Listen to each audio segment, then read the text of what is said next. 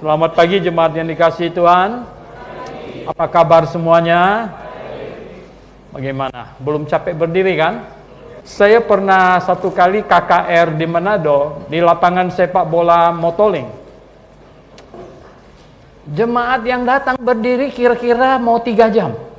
Karena memang nggak ada bangku. Jadi berdiri di lapangan gitu ya, rumput gitu. Berdiri kurang lebih 3 jam ya. Yang paling awal datang. Mari kita baca Efesus pasal 4 ayat 17 sampai 32. Manusia baru judulnya. Manusia baru. Karena panjang jadi saya baca, jemaat perhatikan ya.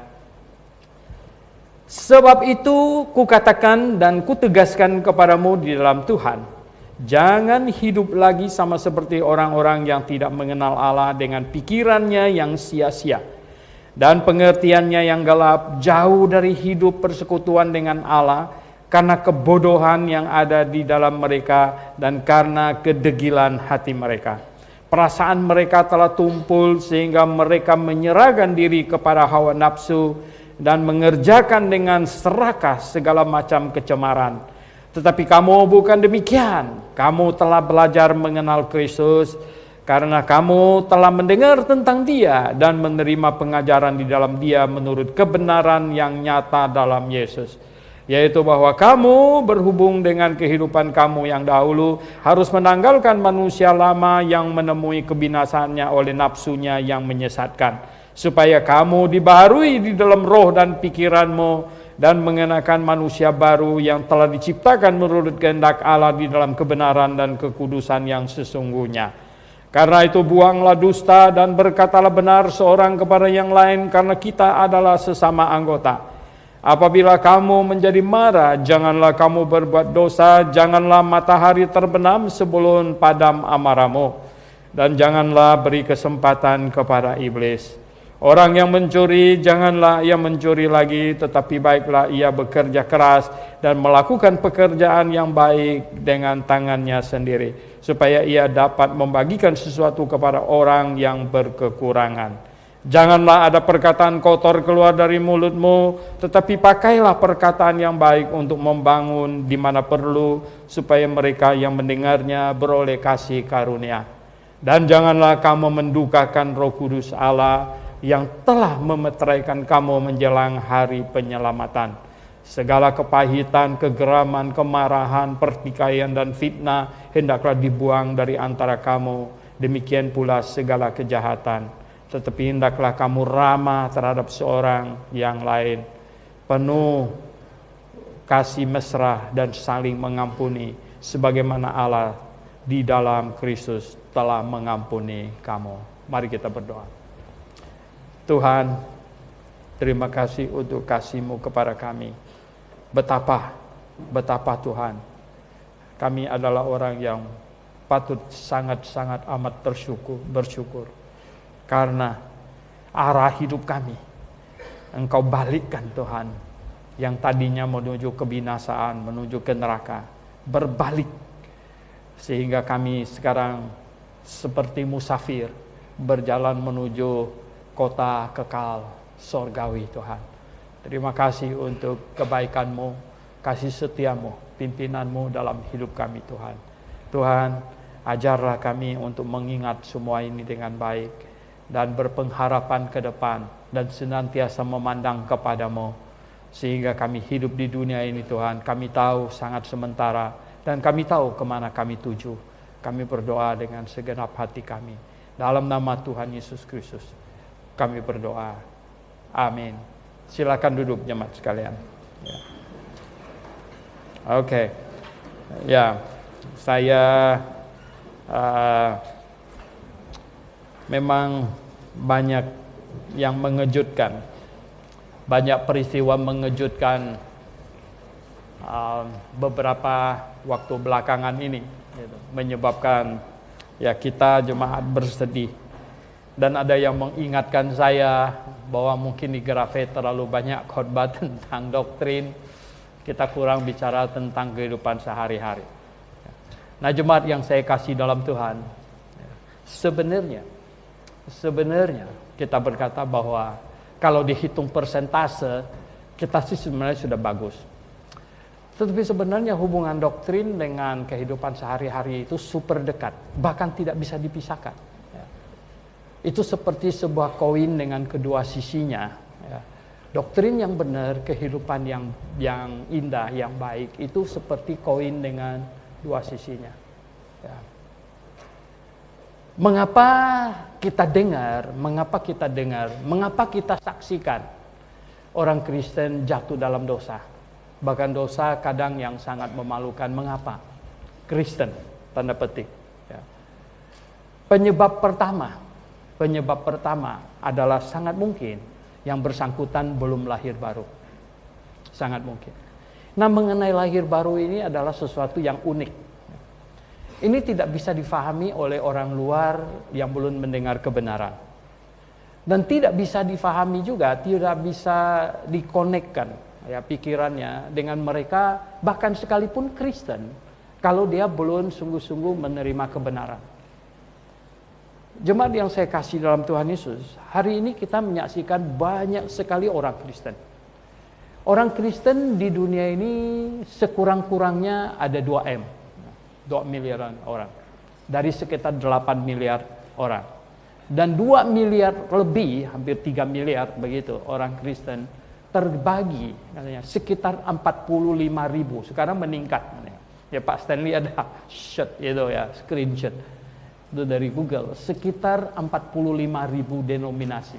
Anda bisa bayangkan betapa banyaknya ya denominasi Kristen ini di dunia ini. 45.000 bukan main-main, saudara. Dan saudara yang saya kasih dalam Tuhan Yesus, dari 45.000 itu ya Kristen, denominasi Kristen, berapa banyak yang pengajaran keselamatannya benar gitu, doktrin keselamatan. Karena dengan doktrin keselamatan yang tidak alkitabiah, orang hanya dijadikan Kristen, tapi tidak mungkin bisa lahir baru. Hanya jadi Kristen saja. Nah, oleh sebab itulah dari 45.000 denominasi, berapa banyak yang doktrin keselamatannya masih oke, masih bisa menyelamatkan. Begitu. Nah, ini satu faktor ya. Berapa banyak dari 45.000 denominasi kekristenan yang doktrin keselamatannya masih benar. Nah, perlu jemaat sekalian ketahui bahwa jikalau doktrin keselamatan saja sudah tidak benar, maka doktrin Alkitab dan doktrin gerejanya tidak mungkin bisa benar. Tidak mungkin bisa benar. Karena ujung tombaknya yang paling penting itu adalah doktrin keselamatan. Karena dengan doktrin keselamatan inilah seseorang dilahirkan kembali, karena melalui pengajaran yang benar tentang Injil, melalui pengajaran yang benar tentang bagaimana seseorang diselamatkan, bagaimana seseorang bertobat dan percaya kepada Tuhan Yesus, dengan pengajaran yang benar inilah seseorang lahir baru menjadi orang Kristen dengan benar, barulah bisa menjunjung tinggi Alkitab yang benar, yang sesuai dengan apa yang sepatutnya gitu. Doktrin tentang Alkitab. Dan orang-orang Kristen yang benar, yang lahir baru inilah yang hanya mereka yang mungkin mendirikan gereja yang benar gitu. Tidak mungkin orang Kristen non-Alkitabiah yang tidak lahir baru bisa mendirikan gereja yang benar. Tidak mungkin itu terjadi. Ya, oleh sebab itu Anda lihat gereja yang benar, Alkitab, doktrin Alkitab yang benar, semuanya sebenarnya bertumpu berawal dari doktrin keselamatan yang benar. Karena doktrin keselamatan yang benar inilah yang akan mampu mengajarkan kepada jemaat sehingga lahir baru, kemudian lahir baru dan menjadi manusia baru, ciptaan baru. Dan barulah bisa memahami mengapa perlu Alkitab kanon yang tertutup. Kalau kita perlu bicara kanon yang tertutup saja, kita akan bentrok sana, bentrok sini. Gitu. Karena masih ada banyak mereka yang percaya mimpi, masih ada nubuatan segala macam. Belum lagi percaya kepada kitab tambahan apokripa dan lain-lain sebagainya. Belum lagi yang menganggap tradisi, tulisan bapak-bapak gereja. Ya. Itu sebagai setara dengan firman Tuhan. Saudara yang saya kasih dalam Tuhan, itu tidak bisa. Nah, doktrin keselamatan yang benar, yang Alkitabiah akan membuat seseorang itu lahir baru. Itu dari sisi pengajaran. Sekarang dari sisi pribadi orang tersebut. Berapa ratus orang duduk dalam satu ruangan mendengarkan pengajaran yang benar. Berapa persenkah di antara mereka yang mendengar pengajaran yang benar yang bisa sungguh-sungguh tersentuh hatinya, lahir baru, dan bisa menceritakan bahwa saya sungguh-sungguh lahir baru, saya sungguh-sungguh berubah. Padahal gereja kita lumayan ketat. Ya. Kita mau orang maju ke depan membuat suatu pengakuan iman. Ini saja sudah hampir tidak kita temukan dari gereja lain, hampir. Ya. Saya katakan tidak ditemukan gereja lain. Wow, banyak mereka sekarang mau maju, ya takut maju kebaktian minggu pagi mungkin terlalu rame. Pilih maju di kebaktian minggu sore, lebih kurang orangnya gitu. Ya. Dan mungkin tanya-tanyanya juga agak masih kurang. Kalau di sini belum maju saja sudah gemetaran bagaimana maju. Sebenarnya ya kita mau pengakuan yang polos sepolos-polosnya. Ya, lahir baru betul-betul sungguh lahir baru. Ya. Sungguh-sungguh lahir baru. Ada satu kesadaran dari dalam. Kenapa? Karena gini ya. Kita tidak perlu meragukan ya. Sangat sedikit perlu diragukan dari orang yang misalnya umat agama lain tiba-tiba shock kebenaran kemudian milih percaya kepada Tuhan Yesus. Ini biasanya lahir barunya malah lebih nyata gitu. Daripada yang tumbuh dari orang Kristen. Orang tua Kristen ya. Orang tua Kristen dari kecil sudah Kristen. Dari bisa omong sudah Kristen, bahkan masih dalam perut sudah dibawa ke gereja gitu. Begitu kemudian lahir, kemudian ya besar tumbuh Kristen. Ya akhirnya yang saya sangat khawatir ini menjadi Kristen hasil adaptasi. Ini bukan Kristen karena bertobat, tapi Kristen adaptasi. Ya karena memang adaptasi karena sudah begitu. Oleh sebab itu, ya banyak orang masih ingat terus waktu saya khotbah ulang tahun gereja GBI Kebenaran, satu bapak bilang, Pak Suhento sudah sering ingatkan. Biasanya generasi pertama dari GBIA ya, itu kesungguhannya terhadap kebenaran lebih mantap. Tapi generasi kedua, ketiga dan seterusnya. Kenapa? Karena mereka sudah tumbuh di sini. Ya. Selesai nyanyi menjelang khotbah diantar ke bawah.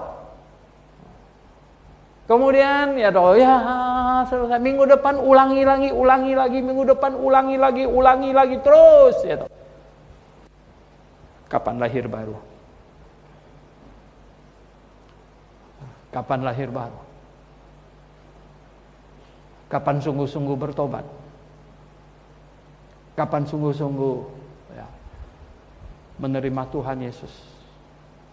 Kapan hati sungguh-sungguh tersentuh? Kapan pernah menangis atas dosamu? Oh Tuhan, saya orang berdosa, saya sangat malu. Terima kasih Tuhan Yesus. Engkau dihukumkan gantikan saya.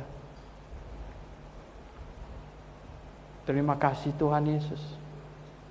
Tanpa keselamatan darimu saya menuju ke neraka. Terima kasih Tuhan Yesus. Sekarang saya milikmu. Terima kasih Tuhan Yesus. Sekarang saya mau berjalan di dalam terang-Mu. Kapan itu terjadi? Kapan?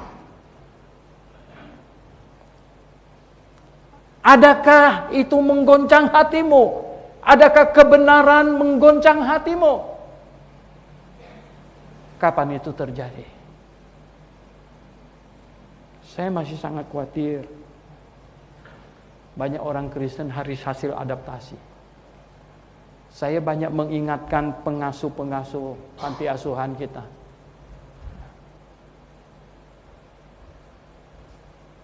Mengerikan kalau seseorang besar di dalam keluarga Kristen. Tidak lahir baru, tapi hasil adaptasi. Dan kemudian tumbuh besar dan menjadi orang Kristen. Kristen, betul. Ada kehausan akan kebenaran? Tidak ada. Manusia lama atau manusia baru? Masih manusia lama. Segala kesukaannya ada berubah? Tidak ada. Masih sama seperti orang dunia menyukai hal-hal yang duniawi. Sangat menyukainya bahkan. Tidak berubah. Jemaat yang saya kasih, yang saya sayangi di dalam Tuhan Yesus Kristus. Saya ingin mengajak Anda cek. Periksa hati kamu, semuanya jemaat. Kapan engkau lahir baru, sungguh-sungguh lahir baru? Anda mempunyai ingatan di dalam hatimu, kapan saya berjalan menuju ke neraka, tiba-tiba berubah. Saya berjalan ke sorga. Atau saya sesungguhnya orang Kristen hasil adaptasi.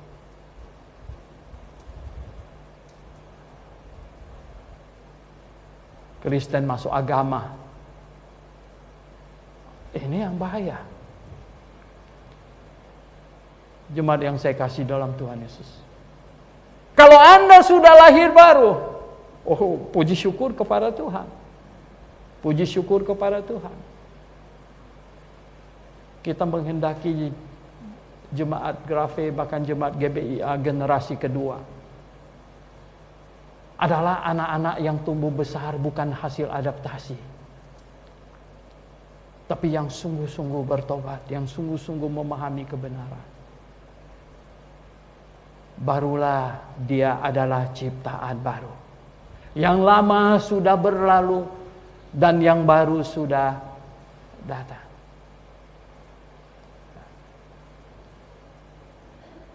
Jemaat yang dikasihi Tuhan, adakah engkau jemaat yang lahir baru? Sungguhkah?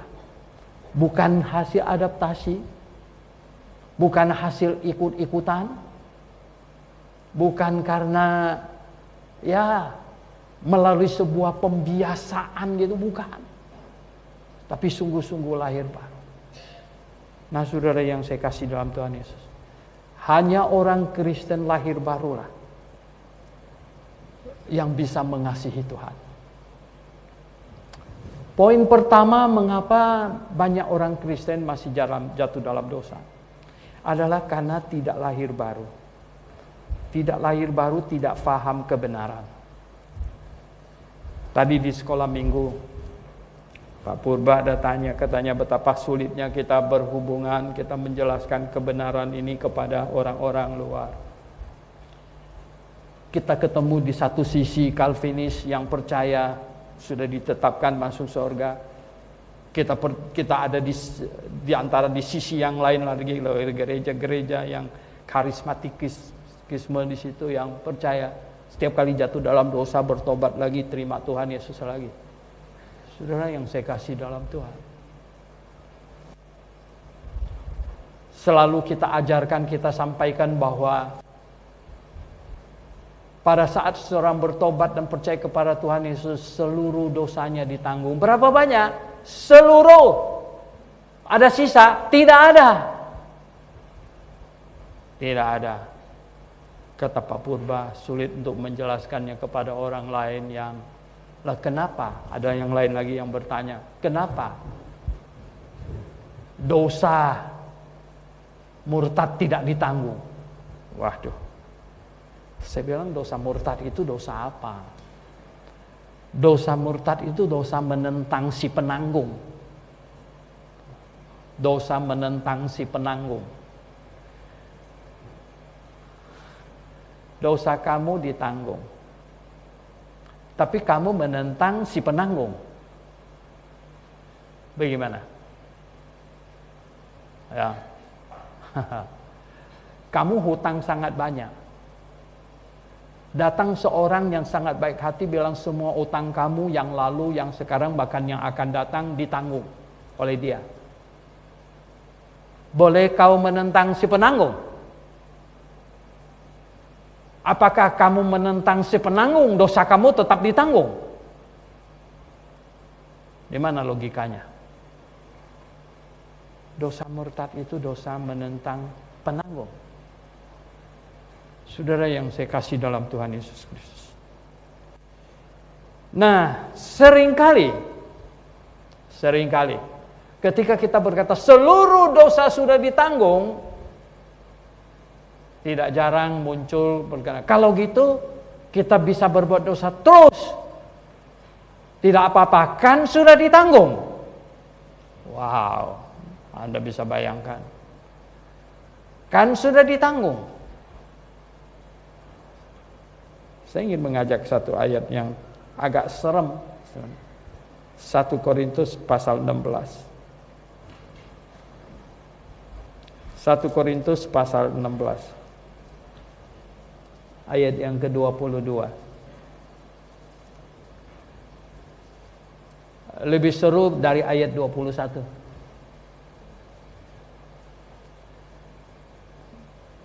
Gara-gara ayat 21 ini ditafsirkan bahwa Paulus itu mungkin matanya tidak bagus, nggak tahu minus berapa atau the plus, sehingga yang menulis surat ini ada juru tulisnya.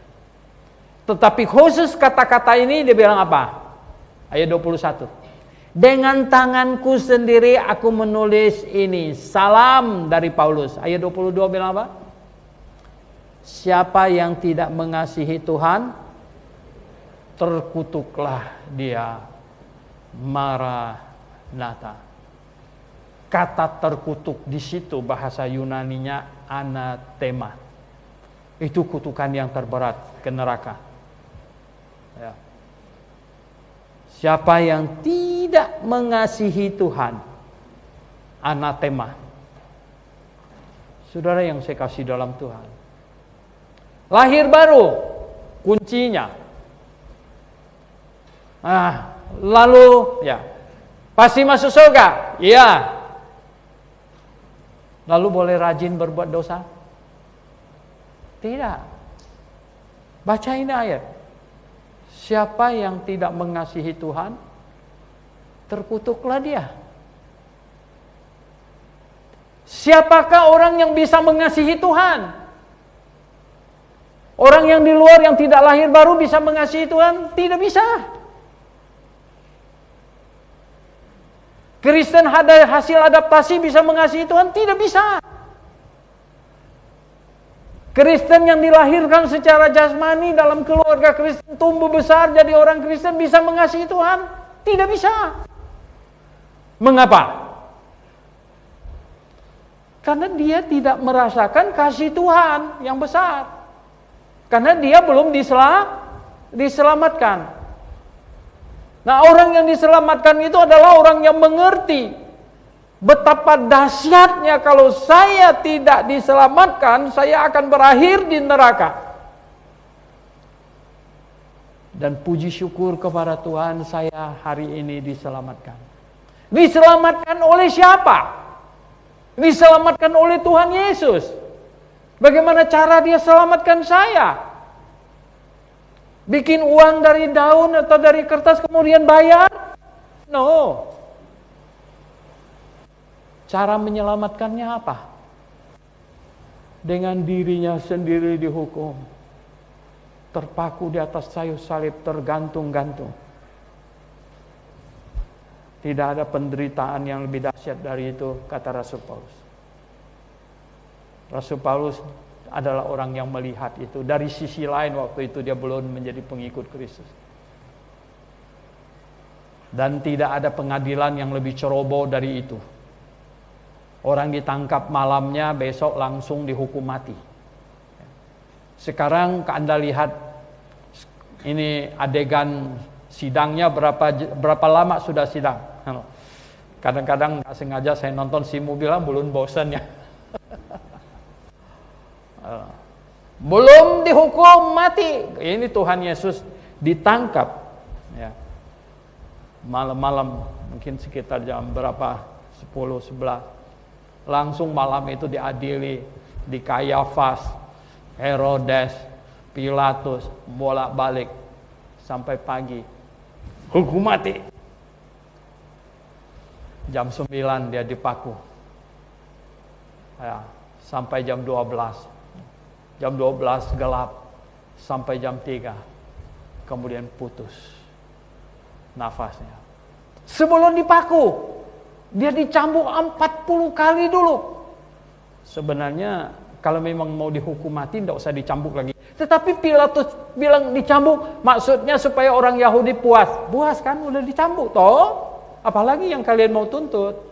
Ternyata mereka tidak puas dengan hukum cambuk. Dia masih mati. Dia masih mati. Tuhan Yesus mati. Nah, dengan cara begitu dia menyelamatkan kita. Dengan cara begitu dia menyelamatkan kamu. Sehingga kita orang berdosa yang menuju ke neraka bisa oleh iman, pertobatan dan iman bisa berbalik sekarang menuju surga, berjalan menuju ke surga. Kita sering nyanyi lagu ke Sion, ke Sion. Waduh, seru ya lagunya itu ya. Tapi kita bukan Zionis yang bumi ini loh, tau nggak? Ya, Zionis, tau nggak? Zionis itu. Zionis itu adalah seruan orang-orang Yahudi yang mau pulang ke Palestina sana, pulang ke negara Israel. Itu disebut Zionis itu ya. Zionis. Kita nyanyi lagu ke Sion, ini Zionis ini. Kita Zionis rohani, saudara yang saya kasih dalam Tuhan. Bukan Sion dunia ini yang kita tuju, tapi Sion surgawi. Jadi jemaat yang saya kasih dalam Tuhan ini, siapakah yang bisa menyanyikan lagu ke Sion dengan penuh penghayatan dari Tuhan? Sungguh penghayatan yang indah. Kasih karunia dari itu adalah orang yang sudah diselamatkan, orang yang lahir baru. Kalau tidak bisa.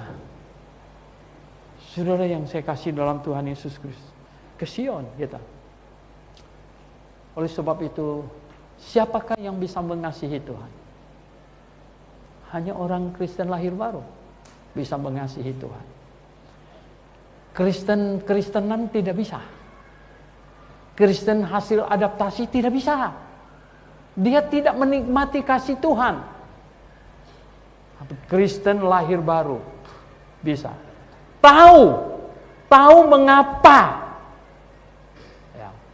Mengapa kita harus mengasihi Tuhan? Mengapa Paulus tulis, siapa yang tidak mengasihi Tuhan, anatema, terkutuklah dia. Jadi itulah ya, orang Kristen yang lahir baru mengasihi Tuhan. Nah, dari mengasihi Tuhan inilah orang Kristen akan membangun hidup yang kudus. Orang Kristen akan membangun karakter yang indah. Karakter yang indah, mengasihi Tuhan. Menyakiti hati Tuhan adalah hal yang sangat buruk. Di sini dikatakan, tadi ayat yang kita baca, ayat yang ke-30, dan janganlah kamu mendukakan Roh Allah, Roh Kudus Allah, yang telah memeteraikan kamu menjelang hari penyelamatan. Jangan mendukakan. Jangan mendukakan. Orang Kristen jatuh dalam dosa masih masuk surga? Masih. Tapi apa yang mereka buat itu membuat Tuhan apa? Berduka. Apa Roh Kudus berduka, Tuhan tidak berduka? Oh ya, sudah pasti.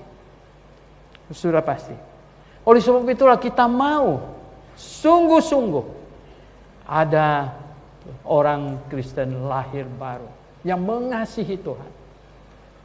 Dan tiap-tiap minggu kita berkumpul mempelajari firman Tuhan, mendengarkan khotbah adalah supaya kita tambah mengasihi Tuhan. Tambah hari, tambah cinta Yesus, ada lagunya juga. Tambah hari, tambah cinta Tuhan, Makin tambah hari kita makin tambah cinta Tuhan. Inilah tujuannya gereja diadakan. Inilah tujuannya kita kebaktian, supaya tambah hari tanpa cinta Tuhan, tambah mengasihi Tuhan. Dengan demikian hidup kita akan tambah kudus. Hidup kita akan tambah kudus. Saudara yang saya kasih dalam Tuhan Yesus, kalau kita tidak mengasihi Tuhan, di sirkuler balik lagi, kalau tidak mengasihi Tuhan, sangat mungkin tidak lahir baru. Tidak lahir baru. Kenapa bisa tidak lahir baru? Bisa jadi pengajaran gerejanya salah. Lalu pengajaran gerejanya benar. Loh, kenapa bisa tidak lahir baru? Karena selama ini jadi orang Kristen karena pembiasaan, karena adaptasi. Waktu dengar khotbah, banyak gangguan. Dan kadang-kadang tidak sungguh-sungguh serius mencari kebenaran, mencari Tuhan. Anda bisa bayangkan, jikalau seseorang menghadiri kebaktian di Grafe ini bertahun-tahun kalau tidak lahir baru dan masuk neraka, itu artinya tikus mati lapar di lumbung padi.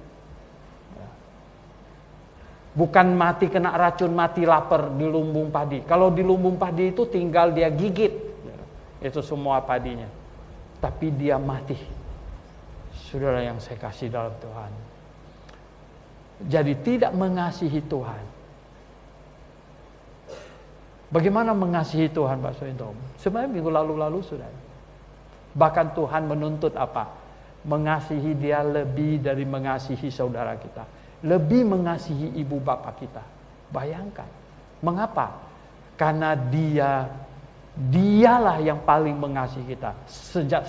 Sementara orang tua kita mengasihi kita, itu adalah instinktif. Tidak ada orang tua yang tidak mengasihi anak. Bukan cuma manusia, termasuk semua binatang. Termasuk semua binatang. Tapi Tuhan mengasihi kita selagi kita adalah manusia durhaka yang menentang Allah. Dia sudah mengasihi kita. Jadi karena Dia sangat mengasihi kita, maka Dia menuntut kita mengasihi Dia lebih dari segala-galanya. Nah, jemaat yang saya kasih dalam Tuhan Yesus, apalagi yang sering membuat orang Kristen bisa sampai jatuh? Apa yang membuat orang Kristen bisa sampai jatuh? Adalah karena, dia bilang apa? Saya sudah lahir baru, Pak. Sudah lahir baru. Mengasihi Tuhan. Ya, mengasihi Tuhan susah diukur. Mengasihi Tuhan. Oke? Mungkin yang berikutnya adalah apa? Tidak ingat-ingat status. Banyak orang Kristen jatuh dalam dosa karena lupa status. Kita masih bergaul di dunia ini, amin. Kita masih berdagang dengan orang non-Kristen, betul? Kita sekolah dengan mereka, kuliah dengan mereka, kita kerja dengan mereka, satu kantor dengan mereka, semuanya. Banyak orang Kristen lupa. Kamu dengan yang lain-lain ada beda status dalam satu hal. Apa? Kamu manusia baru, mereka manusia lama. Kamu anak Allah, mereka bukan anak Allah. Agak keras kalau bilang anak iblis. Kamu anak Allah, mereka bukan anak Allah. Kamu orang kudus, mereka orang yang belum kudus. Terlalu kasar kalau bilang najis. Ini status. Sejak kamu bertobat dan percaya kepada Tuhan Yesus lahir baru, kamu menyandang sebuah status yang baru.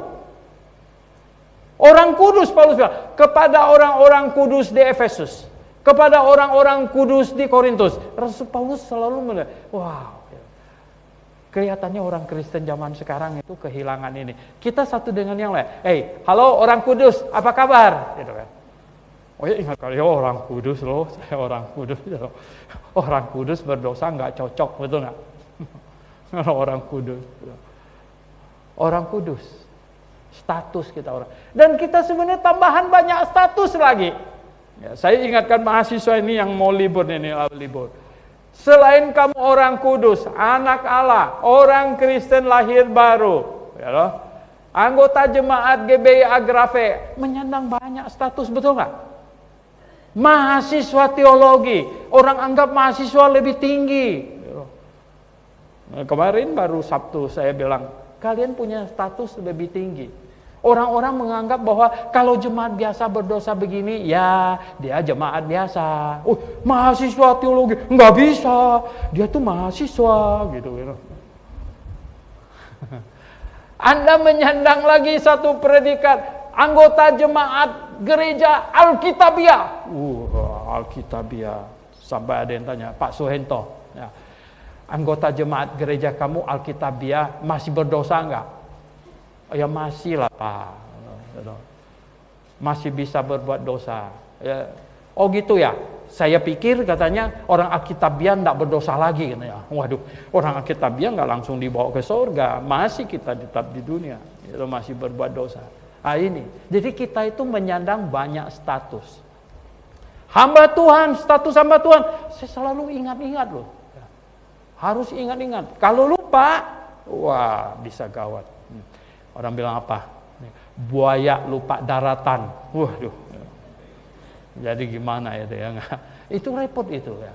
Saudara, kalau seseorang selalu ingat statusnya, maka dia akan ini. Ingatan itu, kesadaran itu akan membuat dia bisa terhindar dari godaan. Terhindar dari godaan. Wow, ini godaannya banyak sekali. Satu hari di grup apa saya lupa, debat mengenai menginjil di daerah nightclub, daerah pelacuran. Saya bilang jangan menginjil di tempat itu, tunggu dia pulang ke rumah kalau mau menginjil, betul nggak? Kalau menginjil di situ nanti repot itu, repot. Jangan-jangan bukan kamu yang menginjil, nanti kamu yang itu tidak bisa begitu ya. Tunggu nanti dia pulang saja. Kenapa? Ini akan merusak. Ini status kamu apa? Saya ingat waktu saya pergi ke ini Genting yang Malaysia itu anak siu-siu yang Desi yang pesanin apa ada dapat promo itu sebenarnya pergi ke sana. Waktu saya kehabisan ringgit, saya sampai sangat menyesal tidak naik itu barang. Ada permainan satu yang dibawa pakai kipas angin yang gede sekali itu dong, di atas yang atas bawah itu, yang bisa terbang layang gitu dong ya, seperti gelombang itu gitu. Saya lihat, saya bilang sama Simo, saya mau naik ini, saya bilang ini nggak ada ini di mana-mana, saya kepingin ini supaya bisa melayang begitu kan. Duitnya nggak cukup dong ya. Duit nggak cukup ya, jadi mesti tuker, puter-puter cari tempat tukar uang. Nggak ketemu. Tahu nggak tukar uangnya satu-satunya ada di mana? Di bagian kasinonya yang judi-judian itu. Saya sebenarnya sama Simu di luar pintu itu nunggu kita masuk ke dalam nggak nih tukar duit nih di dalam. Saya bilang mungkin nggak apa-apa kita masuk. Simu dong. Nanti siapa tahu di dalam sana ketemu orang Indonesia, ya loh. Dia bilang, Pak Suhento masuk judi sini. Aduh, cilaka. Saya bilang, gimana ya loh? Sampai saya nggak jadi naik itu barang. Saya sampai hari ini merasa saya cuma kepingin terbang gitu ya, kepingin terbang begitu. Tapi saya hanya gara-gara saya tidak berani masuk ke dalam untuk tukar duit itu, yang bagian yang judi-judian itu ya. Kalau saya masuk ke dalam tuh saya khawatir ya, kalau nanti masuk ke dalam, kalau ada orang lain suruh mungkin ya, ini nggak bisa. Saya mesti masuk ke dalam tukar uang di dalam sana. Tukar uang, siapa tahu nih malah, waduh Pak Suhento sampai uangnya ludus dulu dia tambah tukar duit katanya. Waduh, kan bisa gawat sekali saudara yang saya kasih dalam Tuhan. Bisa gawat sekali. Makanya gara-gara status inilah, gara-gara saya sampai nggak berani ya. Sampai hari ini saya masih kepingin, tapi makin tua takut juga ini nanti layang-layang nanti ya toh salah sedikit ini kan bisa jatuhnya itu kan masih sangat pinter juga gitu. Saudara yang saya kasih dalam Tuhan, ingat status. Ingat status. Ingat kamu siapa. Kalau sudah lahir baru, ingat saya Kristen sudah lahir baru. Ingat saya anggota jemaat gereja Alkitabiah. Ingat saya ini jemaat Grafe, saudara. Ini yang harus ingat. Nah, saudara yang saya kasih dalam itu, kalau kita ingat terus, ya, maka itu akan menghindarkan kita dari berbagai hal yang negatif. Ya. Sangat takut, saya sangat takut. Walaupun saya banyak tidak setuju dengan Billy Graham punya pengajaran yang sangat injili, kompromistis gitu. Tapi dia mempunyai satu kebiasaan yang saya baca sangat hebat. Katanya kalau dia nginap di hotel, sebelum dia masuk dia minta itu petugas hotel dibilang, tolong cek di tempat tidur segala macam ada orang enggak. Jadi sudah dicek semuanya, dia bilang tempat tidur segala macam tidak ada orang. Clear, sir, clear. Clear, dia baru masuk gitu. Siapa tahu, betul enggak ya toh? Habis pintu dikunci keluar satu yang telanjang bulat gitu. Wow, itu bisa gawat itu ya toh. Nah, ini yang dihindarkan. Kita ingat status ini ya. Anda harus ingat status terus. Ya, supaya kita tidak jatuh dalam dosa. Dan saudara yang saya kasih dalam Tuhan. Yang terakhir, ya, sebenarnya ada banyak, tapi tidak mungkin disampaikan semuanya satu-satu poin. Yang terakhir, bagaimana orang Kristen bisa terhindar dari jatuh dalam dosa? Karena kita ingin memuliakan Tuhan, kita ingin menyenangkan hati Tuhan, kita mau mengasihi Tuhan, betul nggak? Ya, karena siapa yang tidak mengasihi Tuhan terkutuk. Kalau kita mau mengasihi Tuhan, yang terakhir itu apa teman?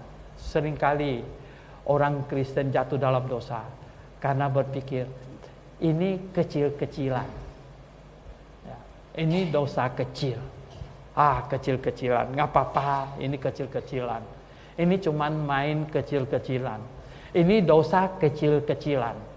Jadi piara dosa kecil-kecilan, toleran dosa kecil-kecilan, tidak tahu bahwa dosa itu bertumbuh besar, saudara. Dosa itu seperti pohon yang bisa tumbuh besar dan bahkan dosa bisa berbuah lebat juga. Oh, saudara yang saya kasih dalam Tuhan. Ya. Waktu muda, ya, saya sudah banyak punya pengalaman berurusan dengan orang Kristen yang saya amatin. Ya. Sebenarnya dia itu bisa hidup baik, tetapi tahu nggak? Gara-gara toleransi hal yang kecil-kecilan. Ya, toleransi hal yang kecil-kecilan, akhirnya tidak bisa keluar lagi. Ada yang coba-coba merokok 1-2 kali, akhirnya ketagihan. Akhirnya jadi apa? Waduh, perokok tapi diam-diam sangat tersiksa. Sangat tersiksa. Ya. Sekarang saja saya lihat ada banyak yang merokok. Saya dulu itu lihat, saya gembalakan jemaat dulu. Saya tahu ini jemaat merokok, tapi dia hindarkan saya terus. Bahkan ada satu yang sudah jadi diaken saya waktu di gereja lama, ya, di gereja lama dulu itu. Dia itu ya. Kami ramai-ramai ibu-ibu pergi besuk dia ke rumahnya itu. Dia lagi di taman. Dia lagi di taman itu. Kami dia bawa duduk di rumahnya, di dalam rumahnya. Sambil kami ngomong-ngomong, anaknya yang kira-kira 2,5 tahun itu bawa rokok sama koreknya. Pak, ini ketinggalan di luar katanya. Ya ampun, waktu itu saya lihat mukanya merah, anaknya bawa rokok sama dia punya koreknya lewat di depan saya. Dia duduk di samping saya, Pak, ini rokoknya ketinggalan di luar. Ini anak mau dimarahin, dia kan baik, betul nggak? Ya, dia baik sekali, gitu. Bagaimana, ya, masa mau dimarahin, gitu. Mau sembunyikan bagaimana pun juga susah, gitu. Ini banyak yang punya kebiasaan buruk. Saya juga pernah punya jemaat itu. Saya pergi besuk dia di rumahnya itu. Dia lagi kerja, tahu nggak? Ini rokoknya ada di mulutnya. Saya lihat asapnya naik di sini, gitu. Wah, saya lihat. Tapi saya sampai di belakang dia belum lihat saya. Saya pikir saya tidak mau bikin dia shock, nggak enak hati. Saya mundur jauh lagi agak ke belakang sana. Terus saya omong kenceng-kenceng, saya teriakin, "Alah!" gitu ya. Akhirnya saya sampai ke sana dan lihat dia, oh, di mana dia sembunyikan rokoknya tadi. Saudara yang saya kasih dalam Tuhan, saya banyak pengalaman, saudara. Saya tahu jemaat, ya. Ini jemaat punya kebiasaan yang tidak baik, ya. Ini sebenarnya masih simpan dosa sebenarnya. Tidak baik. Saya katakan bahwa jadi orang Kristen, kalau engkau mengasihi Tuhan, hal yang kecil-kecil, dosa kecil-kecilan, Anda harus menyelesaikannya, ya, di hadapan Tuhan. Kalau tidak, dia akan makin membesar. Kenapa? Karena ini, dosa akan menjauhkan kamu dari Tuhan. Ya, dan Tuhan akan menjauhkan kamu dari dosa. Semakin kamu dekat dengan Tuhan, kamu akan semakin jauh dari dosa. Dan semakin kamu dekat dosa, kamu akan semakin jauh dari Tuhan. Ini akan terjadi. Nah, saudara yang saya kasih dalam Tuhan Yesus, terakhir, saya akan tutup dengan ini. Poin yang terakhir. Bagaimana kalau orang Kristen jatuh dalam dosa? Apa yang harus dilakukan? Dan bagaimana supaya kita bisa terlepas dari dosa? Tidak ada cara lain. Bahwa kita harus mengakuinya. Kalau kita sudah berdosa, Tuhan mau kita mengakuinya. Tuhan mau hati kita sungguh-sungguh ada rasa bersalah. Ya, Tuhan mau hati kita ada keinginan untuk berubah. Tuhan mau hati kita ada satu tekad untuk meninggalkan itu. Dan Tuhan mau lihat seberapa tekad itu kita ada. Seberapa tekad itu. Saudara yang saya kasih dalam Tuhan Yesus. Adakah dosa yang tidak Tuhan hukum? Tidak ada. Apakah orang Kristen, tadi kembali lagi ke start awal. Orang Kristen yang sudah lahir baru bisa jatuh dalam dosa? Oh, bisa. Apakah orang Kristen yang jatuh dalam dosa tidak diapa-apakan oleh Tuhan? Oh, tidak. Saya katakan hanya mau dihukum sekarang atau nanti dihukum nanti. Cuman itu saja. Dan di dalam Alkitab di situ ada dikatakan bahwa ya, kalau kita di dalam 1 Korintus pada waktu mau ikut perjamuan Tuhan, kalau kita menghukum diri kita, katanya, kalau kita menghukum diri kita, maka hukuman Allah tidak akan menimpa kita. Maksudnya bagaimana kita menghukum diri kita? Adalah kita sudah merasa bersalah. Kita sudah sangat menyesal. Kita sudah habis-habisan. Tuhan sangat menyesal. Ya. Kalau sudah sangat menyesal. Kalau seorang anak ya, sudah dibilang dalam rumah tidak boleh main bola. Ya. Kalau mau saingan sama Messi, itu di luar mainnya. Ya. Dia main di ruang tamu misalnya. Apa? Lampu yang mahal pecah. Nah, sekarang kau sebagai ayah mau tempeleng supaya palanya putar balik begitu? Ya nggak? Mau diapain? Kita marah anak kita itu seberapa dia rasa bersalah. Seberapa dia rasa bersalah. Ya. Kalau dia sudah merasa sangat bersalah, dia sangat bersalah, dia sudah sangat menyesal atas itu, nggak marah dia. Waktu terpaksa saya cerita ini hanya ilustrasi saja. Andrew masih kecil. Ya. Andrew masih kecil bikin satu kesalahan yang besar sekali. Stephen masih ingat mana Andrew. Ya. Di supermarket dia lari sana, lari sini, lari sana, lari sini, saudara. Saya bilang jangan lari-lari begitu. Maklum anak-anak kan ya, dia lari sana, lari sini. Tahu nggak itu? Dulu ada bingkai foto yang taruh satu foto, bingkainya itu dari kaca punya. Itu di baris begini, teng teng teng teng teng teng teng teng, kira-kira 20 lebih biji, tahu nggak? Jadi dia lari sana, lari sini, lari sana, dia tubruk itu, tahu nggak? Roboh seluruhnya. Saya mahasiswa teologi yang nggak ada duit, saudara. Ya, nggak ada duit. Saya masih kuliah saat itu. Orangnya datang dong, semuanya datang. Satu-satu dikeluarin, dihitung. Andrew udah peluk saya punya badan, mukanya sembunyikan ke badan saya. Saya marah juga sudah tidak sama dia. Saya bilang, oh, lihatlah, ya, kan Papa bilang tidak boleh lari-lari sini, tidak boleh lari-lari. Nah sekarang jadi gimana? Ya, Dia udah sembunyikan kepalanya di baju saya. Nggak bisa lagi, nggak melihat lagi. Dia udah sedih. Dia nggak berani lihat itu orang. Akhirnya Pak, dari berapa puluh biji itu 3 yang rusak, yang pecah 3. Udah saya bilang saya bayar. Ya, mau apa? Bayar. Ya, 3 biji, bingkai kaca yang itu foto punya. Saudara, nah kalau engkau berdosa di hadapan Tuhan, ya, engkau merasa sangat bersalah. Engkau sudah berkata, Tuhan, ya, saya sangat bersalah, sangat amat bersalah Tuhan. Ya. Tak dapat lagi saya katakan rasa bersalahnya saya, hati saya hancur. Saudara yang saya kasih dalam Tuhan, ya, saya saja Bapak yang tidak sebaik Tuhan, tidak sebaik Tuhan. Saya tidak pukul anak saya lagi. Karena saya sudah melihat rasa sesalnya yang dia bukan mau itu. Dia memang anak yang aktif sekali gitu. Dia lari sana, lari sini, lari sana, lari sini. Bagaimana? Nah, saudara yang saya kasih dalam Tuhan. Ada orang Kristen jatuh dalam dosa? Pasti. Masih nggak? Masih. Boleh terus menerus jatuh. Maksudnya boleh nggak filosofinya? Oh, karena Tuhan sudah ampuni, saya berdosa terus. No, terkutuklah orang yang tidak mengasihi Tuhan. Tapi kalau engkau jatuh dalam dosa, sekarang apakah ada pengampunan dari Tuhan? Tuhan mau lihat anaknya yang bersalah. Kita itu statusnya sudah anaknya, gitu. Anaknya yang bersalah. Seberapa kita menyesal atas kesalahan kita, seberapa kita menyesal, ya, seberapa hati kita. Itu Tuhan yang tahu. Tuhan yang tahu. Tadi di sekolah minggu ada mahasiswa yang tanya, kalau berzina kan dilempar pakai batu, Pak.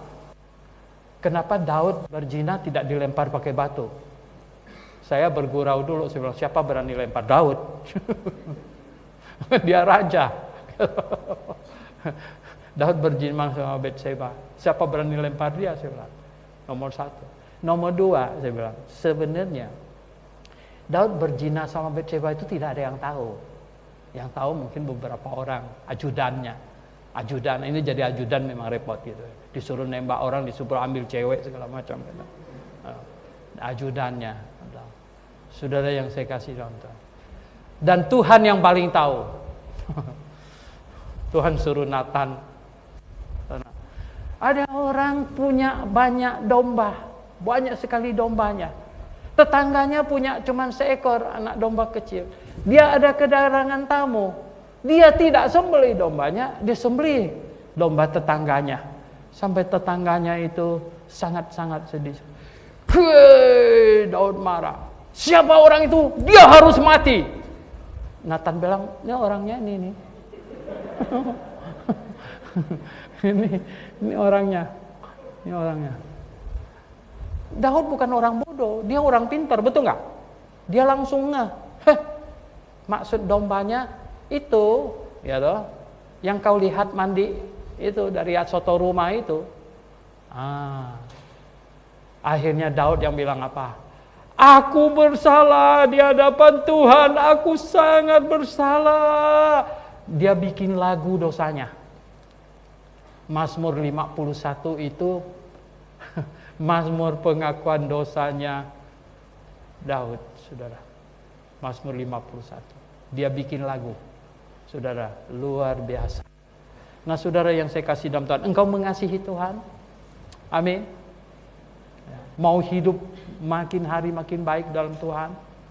Saya kasih tahu ada berkat Tuhan yang luar biasa bagi orang Kristen yang hidup kudus di hadapan Tuhan. Mungkin tidak berupa uang, dijatuhkan berkarung-karung, tidak. Tapi tahu nggak? Dia akan menghidupi kehidupan yang bagus. Dan berkat Tuhan itu selalu bersifat turun-temurun.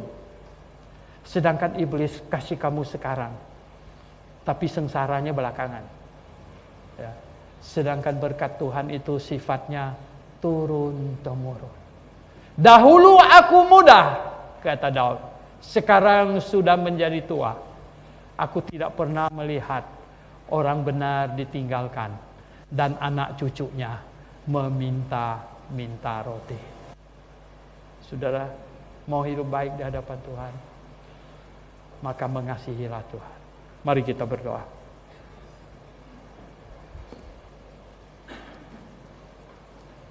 Renungkanlah.